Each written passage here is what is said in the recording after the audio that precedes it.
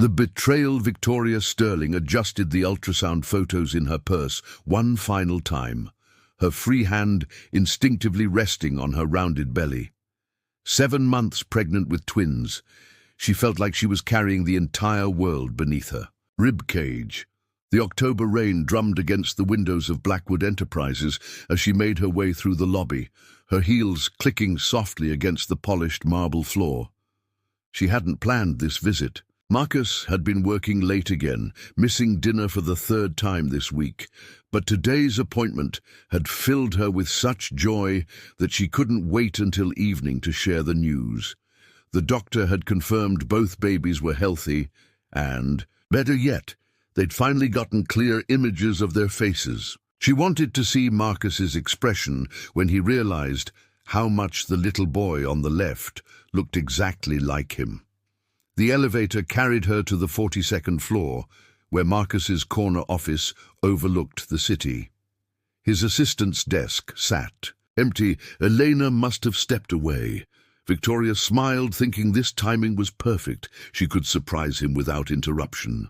The door to his office was slightly ajar, and she heard his familiar laugh echoing from within. Her heart warmed at the sound. He'd been so stressed lately, consumed with the merger that would make Blackwood Enterprises the largest consulting firm on the West Coast. It was good to hear him laughing again.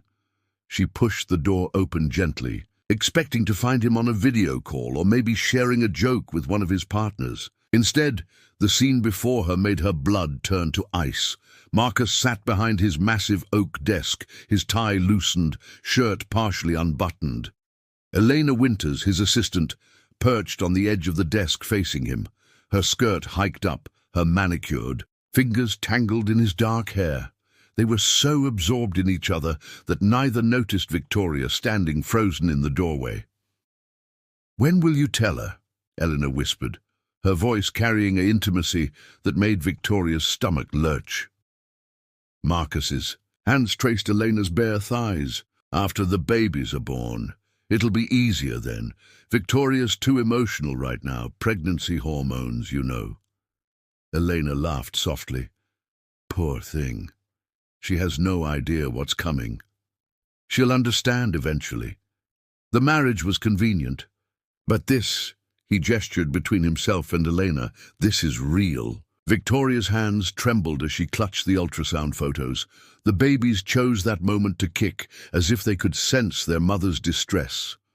She looked down at her belly, at the evidence of the life she'd believed they were building. Together, then back at her husband, with another woman. She didn't gasp. She didn't cry out. She simply backed away from the door, one silent step at a time, until she reached the elevator. Her fingers shook as she pressed the button, and she prayed it would arrive before they discovered her presence. The elevator. Doors opened with a soft ding. As they closed, she heard Elena's laughter again, followed by Marcus saying, "We should be more careful. If Victoria ever found out before I'm ready." The building's lobby passed in a blur.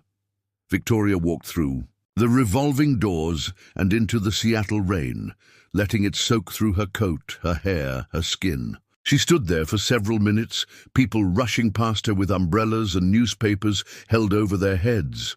Then she looked down at the ultrasound photos in her hands, now wet and slightly crumpled. 2 perfect babies who deserved better than a father who spoke of their mother as a mere inconvenience. 2 innocent souls who deserved to grow up knowing they were wanted, planned for, cherished. Victoria straightened her shoulders, wiped the rain from her face, and made a decision that would change everything. She wouldn't confront Marcus. She wouldn't give him the chance to manipulate her or convince her she'd misunderstood. Instead, she would disappear, taking their children somewhere safe, somewhere they could grow up knowing only love. She pulled out her phone and deleted Marcus's number, then walked toward her car, toward a future that would be entirely her own making. The escape Victoria's hands gripped the steering wheel as her rental car wound through the mountain roads of Colorado. She'd driven for 3 days, stopping only when exhaustion forced her to rest at roadside motels. The ultrasound photos lay on the passenger seat, her only companions on this journey into the unknown. Pine Ridge appeared through the morning mist like something from a postcard, a small town nestled between snow-capped peaks, with wooden storefronts and hanging flower baskets despite the approaching winter. Population 847, according to the welcome sign. Perfect for disappearing. Victoria parked outside Fletcher's Antiques, drawn by the room for rent sign in the dusty window. An elderly man with kind eyes and calloused hands emerged from behind a towering grandfather clock. Thomas Fletcher, he introduced himself, studying her swollen belly with grandfatherly concern. "You look like you could use a hot meal and a safe place to rest, Victoria," she replied, not offering her last name. "I can pay first and last month's rent." Thomas waved dismissively. "Let's worry about that after you've settled in. The apartment upstairs isn't fancy, but it's warm and quiet. Good place for babies to grow." 2 weeks later, Victoria went into early labor during a particularly fierce snowstorm. Dr. Rebecca Hayes, the town's only physician, arrived at the small clinic just as Victoria was being rushed in by Thomas and 2 neighbors she'd barely met. "Twins always like to make an entrance," Dr. Hayes said, with a reassuring smile as she examined Victoria. "Don't worry, dear. I've delivered half the children in this town."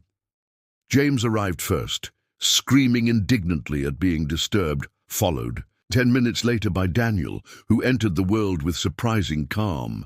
Victoria held them both, marveling at their perfect features, their tiny fists, the way they immediately settled when they heard her voice. "No father listed?" Dr. Hayes asked gently as she filled out the birth certificates. "No," Victoria said firmly.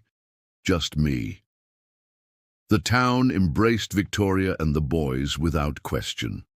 Thomas refused rent for the first 3 months, instead putting her to work in his antique shop once she recovered. She discovered a talent for restoration, breathing new life into forgotten treasures with the same determination she used to rebuild her own existence. Neighbors brought casseroles and hand-me-down baby clothes. Mrs. Patterson from the bakery taught Victoria how to stretch $1. Joe Martinez from the hardware store baby-proofed her apartment without being asked. This wasn't charity, it was community, something Victoria had never experienced in her previous life of wealth and isolation. As winter melted into spring, Victoria found herself laughing again. Really laughing, not the polite chuckles she'd perfected as Marcus's wife. She laughed when James got into the flour while she baked. She laughed when Daniel tried to eat his own foot. She laughed because for the first time in years she was genuinely happy. Her phone had been silent for months. She'd expected Marcus to search for her, to hire investigators, to move heaven and earth to find his missing wife and children. But there were no calls, no messages, no sign that he'd even noticed she was gone. The realization stung less than she'd anticipated. It simply confirmed what she'd already known. She'd made the right choice. One evening, as she rocked the boys to sleep in their shared crib, Victoria whispered a promise. "You'll never know what it feels like to be unwanted. In this house, you are everything." Part 3. The growth 6 years had transformed Victoria Sterling into someone she barely recognized from her Seattle days. Gone were the designer clothes and perfectly styled hair, replaced by comfortable jeans, flannel shirts, and hair pulled back in a practical ponytail. Her hands, once soft and manicured, now bore the honest calluses of someone who worked with wood and metal, bringing forgotten antiques back to life. James and Daniel had grown into remarkable little boys, as different as they were identical. James was the adventurer, always climbing trees and asking what-if questions that kept Victoria on her toes. Daniel was the thinker, content to spend hours drawing or building elaborate structures with blocks, his mind working in ways that constantly amazed her. Both boys had their father's striking blue eyes and thick dark hair, but their personalities were entirely their own, shaped by Victoria's love, the mountain air, and a community that had claimed them as its own. "Miss Victoria, James is trying to catch clouds again," Grace Murphy called from the elementary school playground. The young teacher had become one of Victoria's closest friends, understanding without judgment why Victoria never spoke about the boy's father. Victoria looked up from the antique music box she was repairing to see James balanced precariously on the monkey bars, one hand stretched toward the sky. Daniel stood below, offering a steady stream of advice about trajectory and physics that would have impressed a college professor. "James Sterling, get down from there before you give me a heart attack," Victoria called, though she was smiling. The boys had taken her maiden name without question, and she'd never corrected the assumption that she'd never married. The antique shop had thrived under Victoria's care. Thomas had officially made her a partner last year, claiming his old bones were ready for retirement. She'd expanded into custom furniture restoration and had a waiting list of clients from Denver, willing to drive 3 hours for her expertise. Henry Morrison, who owned the cafe next door, had been asking her to dinner for 2 years. He was kind, patient, and wonderful with the boys, but Victoria wasn't ready.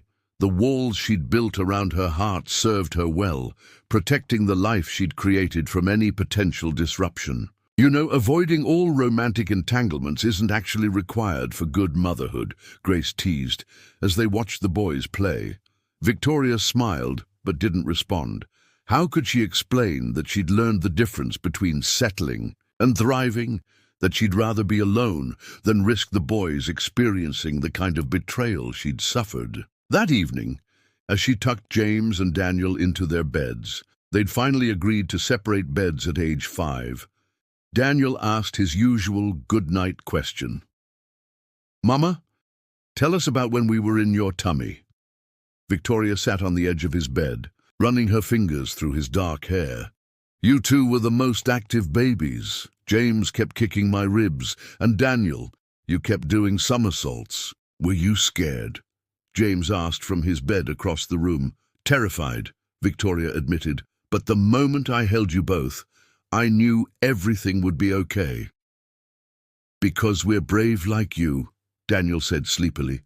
"Because we're together," Victoria corrected, kissing each of their foreheads. As she turned off their light, she caught her reflection in the window. The woman looking back at her was stronger than the one who'd fled Seattle 6 years ago. She'd built this life with her own hands, raised 2 incredible children, and found peace in the most unlikely place. Tomorrow would bring new restoration projects, parent-teacher conferences, and the simple joys of small-town life. It was enough, more than enough. It was everything. The invitation. The envelope arrived on a Tuesday morning, elegant and out of place among the usual bills and local flyers. Victoria nearly discarded it, assuming it was another wedding invitation from a Denver client, but something about the return, address, made her pause. Catherine Blackwood Harrison, Marcus's sister. Victoria's hands trembled as she opened it, her coffee growing cold on Thomas's cluttered desk. Inside was an invitation to Catherine's wedding, set for the following month in Seattle. Attached was a handwritten note. "Victoria, I know this is unexpected, but I had to try. Marcus told everyone you left because of irreconcilable differences, but I never believed it. You disappeared without a trace, and he never looked for you. I hired a private investigator, not for him, for me. I miss you. If you're reading this, please consider coming. I need someone who truly cares about me there, not just the Blackwood name. Forever your friend Catherine." Victoria sank into Thomas's old leather chair, memories flooding back. Catherine had been the one bright spot in the Blackwood family, 8 years younger than Marcus and infinitely warmer. She'd been the only person who'd treated Victoria like family rather than an accessory. "Mama, you look sad," Daniel observed, appearing at her elbow with his usual quiet perception. James bounced over, still energetic despite their morning hike. "Are we in trouble?" "No, sweethearts. Just old news from before you were born." Victoria folded the invitation carefully, her mind racing. The boys had never asked about their father. In Pine Ridge, single mothers weren't unusual, and the community had provided enough male role models that the boys didn't seem to feel the absence. Thomas taught them woodworking. Henry showed them how to fix bikes and change oil. Dr. Hayes's husband, retired Colonel Sam Hayes, had taught them to fish and tie knots, but sometimes Victoria caught them studying other families at the school. Picnic or church gatherings, their identical blue eyes curious but unasking. They were getting older. Soon they'd have questions she couldn't deflect, with stories about how perfect their little family was. For 3 days, Victoria carried the invitation in her jacket pocket, pulling it out during quiet moments to stare at Catherine's familiar handwriting. She Googled Marcus for the first time in 6 years, finding recent photos from business magazines and society pages. He looked older, more polished, but essentially unchanged. Several photos showed him with Eleanor Winters. Now, Elena Blackwood, sporting a massive diamond ring and the title of Mrs. Marcus Blackwood, philanthropist. "You're thinking about something big," Grace observed during their weekly coffee date while the boys were in art class. Victoria pulled out the invitation and slid it across the table. Grace read it twice, her eyebrows rising steadily higher. "This is from Marcus's sister, your former sister-in-law who doesn't know about the boys. Catherine was my friend, really my friend, not just family obligation. But Marcus—" Victoria trailed off, watching James and Daniel through the art room window, covered in paint and completely absorbed in their projects. "You're considering going—" "I'm considering closure," Victoria corrected. "The boys are getting older. They'll have questions eventually. Maybe it's time to stop running from the past and face it on my terms." Grace leaned forward. "And if you run into Marcus?" Victoria thought about the woman she'd been 6 years ago, naive, trusting, willing to overlook red flags because she'd wanted love so desperately. Then she thought about who she'd become. Independent, confident, a mother who'd built a good life through her own determination. "Then he'll see what he threw away," she said quietly. "And more importantly, he'll see what his sons could have been to him if he'd been worthy of them." That evening, Victoria made her decision. She RSVP'd to Catherine's wedding for 3 guests and began planning a trip that would either close a chapter of her life or open an entirely new one. Part 5. The Confrontation. The Fairmont Olympic Hotel in Seattle gleamed with the same opulence. Victoria remembered from her previous life, but now she saw it differently. Where once she'd been intimidated by the marble columns and crystal chandeliers, now she simply appreciated the craftsmanship while remaining unimpressed by the display of wealth. James and Daniel pressed close to her sides, their small hands gripping hers tightly as they navigated the crowded ballroom. She'd dressed them in navy suits that made them look heartbreakingly handsome, and she wore a simple but elegant emerald dress that had cost less than Marcus probably spent on lunch, but made her feel absolutely radiant. "There are so many people." "Mama," Daniel whispered, his analytical mind cataloguing the crowd. "Stay close to me," Victoria murmured, scanning the room for Catherine. "Victoria? Oh my God, is that really you?" Catherine appeared through the crowd like a vision in white silk, her face lighting up with genuine joy. She was beautiful, radiant, and exactly as warm as Victoria remembered. "Catherine." Victoria embraced her former sister-in-law, feeling 6 years of separation melt away. "Congratulations, you look absolutely stunning." Catherine pulled back, her eyes immediately dropping to the 2 boys flanking Victoria. Her expression shifted from confusion to shock to something like wonder. "Victoria," she breathed, "are these—" "James and Daniel," Victoria said quietly. "My sons." Catherine knelt to the boy's level, her wedding dress pooling around her. "Hello, gentlemen, I'm Catherine, your mama's very old friend." The boys responded with the polite confidence Victoria had taught them, shaking Catherine's hand and complimenting her dress. But Catherine's eyes had already done the math. She was looking at 6-year-old boys with unmistakably Blackwood features. "We need to talk," Catherine said, rising gracefully. "But first, Catherine!" The voice cut through the ballroom chatter like a blade. Victoria felt her spine stiffen as Marcus Blackwood approached, Elena on his arm, both of them glowing with the confidence of people who owned every room they entered. Marcus looked exactly as he had in the magazine photos, silver threading through his dark hair, expensive suit perfectly tailored, those piercing blue eyes that had once made Victoria's heart race. Now they left her completely unmoved. Elena, for her part, looked like everything Victoria had once wanted to be. Polished, sophisticated, draped in diamonds that probably cost more than most people's houses. "Catherine, Mum's been looking for—" Marcus stopped mid-sentence as his gaze landed on Victoria. The recognition was instantaneous and devastating. She watched him go pale, his mouth opening slightly, his confident facade cracking like thin ice. "Hello, Marcus," Victoria said calmly. His eyes moved from her face to the boys at her sides, and she saw the exact moment he understood. James, who looked remarkably like Marcus at that age, stared back with open curiosity. Daniel, more cautious, pressed closer to Victoria's side. "Victoria," Marcus managed, his voice hoarse. Where have you been?" "Living my life," she replied simply. Elena stepped forward, her smile sharp as glass.